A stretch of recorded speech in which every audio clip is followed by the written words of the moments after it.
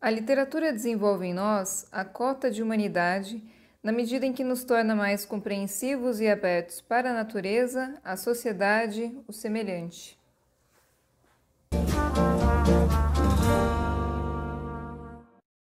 Olá, eu me chamo Francine Polidoro e esse é o canal Palavraria. Na verdade, esse é efetivamente o primeiro vídeo do canal, no qual eu vou tratar de um ensaio fundamental para a nossa cultura e também para entender um pouquinho da essência desse canal. Esse ensaio é O Direito à Literatura, do grande intelectual brasileiro Antônio Cândido, e eu vou começar falando um pouquinho sobre esse autor. O Antônio Cândido nasceu no Rio de Janeiro, em 1918, e faleceu em São Paulo em 2017. Foi sociólogo, ele é inclusive autor de Parceiros do Rio Bonito, uma tese que lhe deu o título de doutor em Ciências Sociais e é até hoje um dos estudos mais importantes sobre o caipira paulista. Também foi professor universitário na USP e um dos maiores críticos literários do Brasil.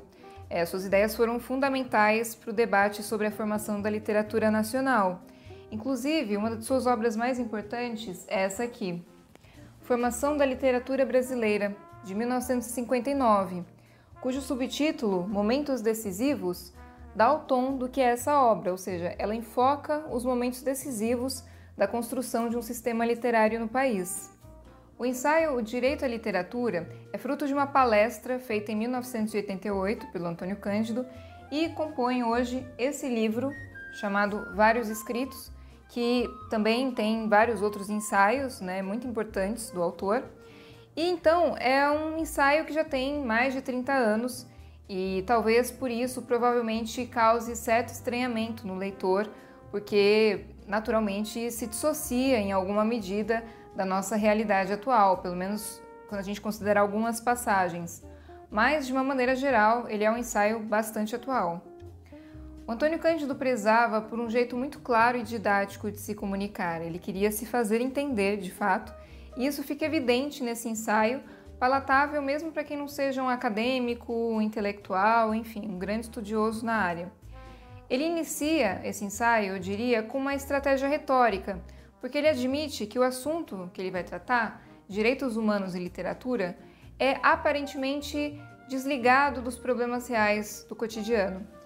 Bom, se a gente pensar que até hoje existe uma visão equivocada do que sejam os direitos humanos, afinal, há quem acredite que algumas pessoas são mais merecedoras do que outras dos direitos humanos, e se a gente considerar também que ainda hoje no Brasil a literatura é vista por alguns quase como um item de perfumaria, faz todo sentido que ele iniciasse o discurso dele em 1988 dessa forma, porque ele se antecipa a uma possível reação do seu público e já trata de desconstruir essa ideia no sentido de que ele afirma que é aparentemente desvinculado dos problemas reais, ou seja, não é de fato, é só na aparência desvinculado dos problemas reais do cotidiano. Em seguida, o Antônio Cândido se dedica apenas ao tópico dos direitos humanos, sem adentrar ainda o campo da literatura.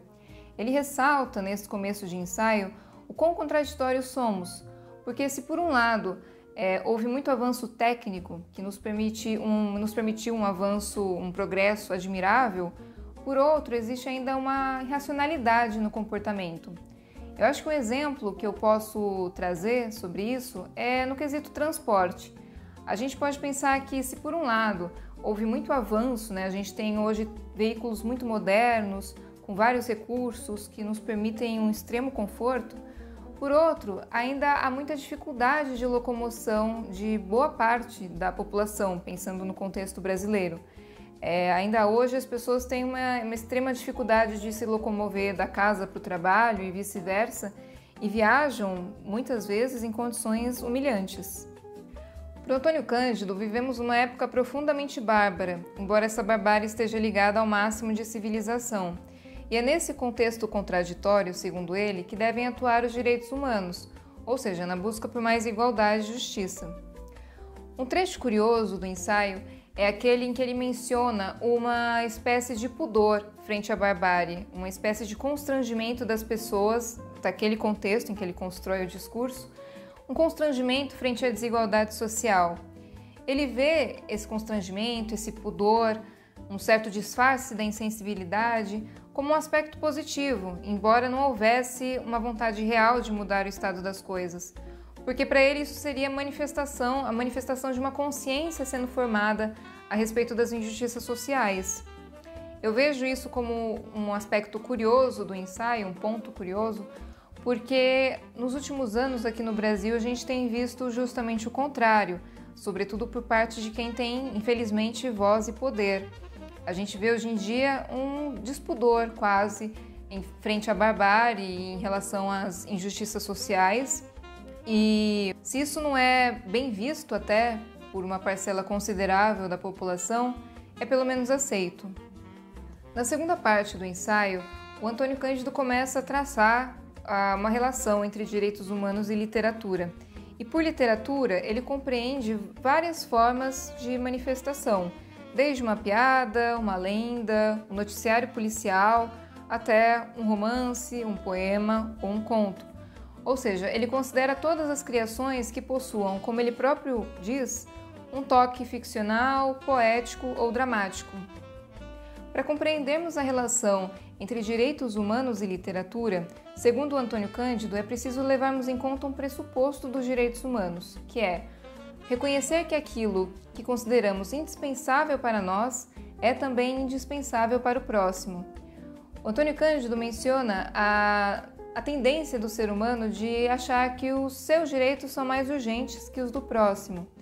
Ele comenta ainda a ideia de que muitas pessoas não duvidam de que o próximo tem direito a certos bens básicos, como moradia, alimentação e saúde. Mas ele questiona se essas mesmas pessoas pensam que o próximo tem direito a ler Dostoiévski ou a ouvir Beethoven.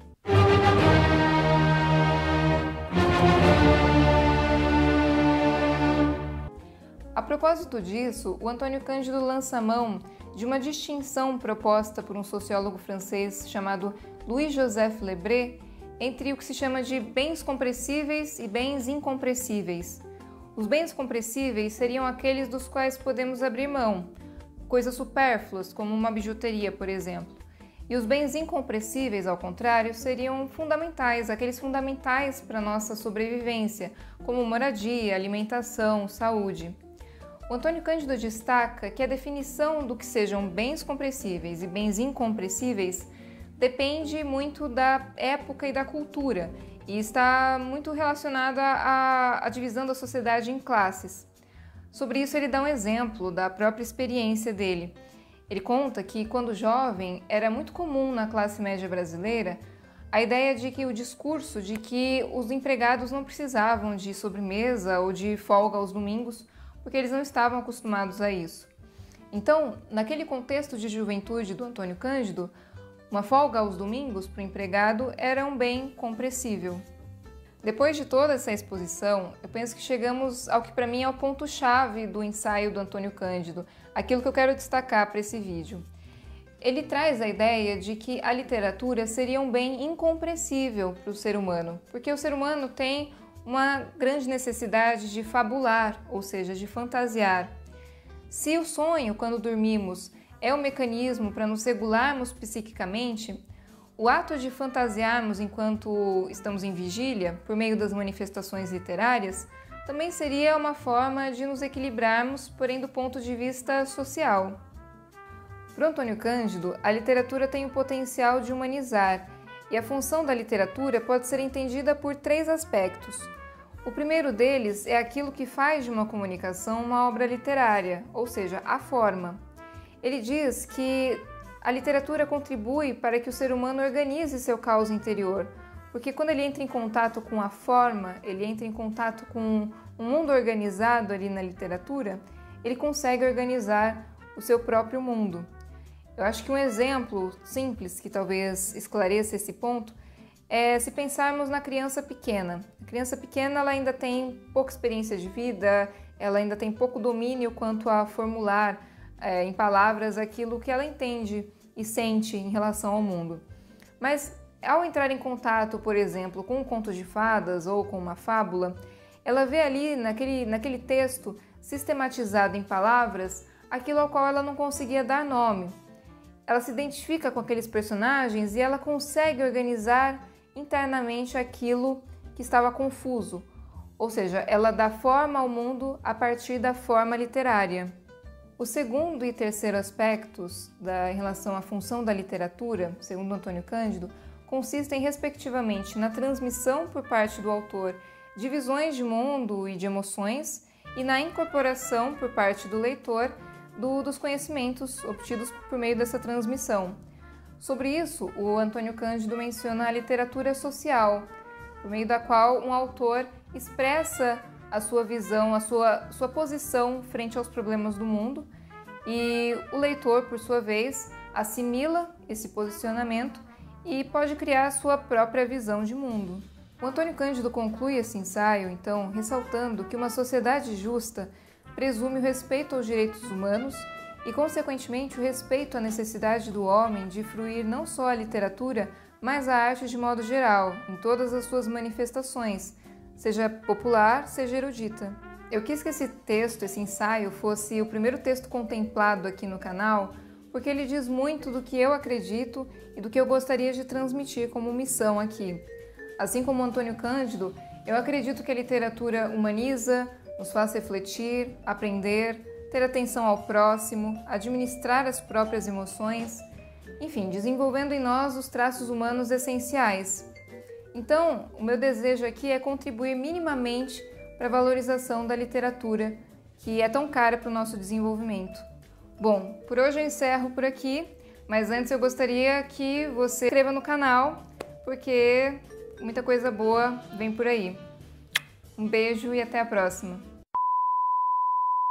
Ação! O cachorro quer participar da gravação.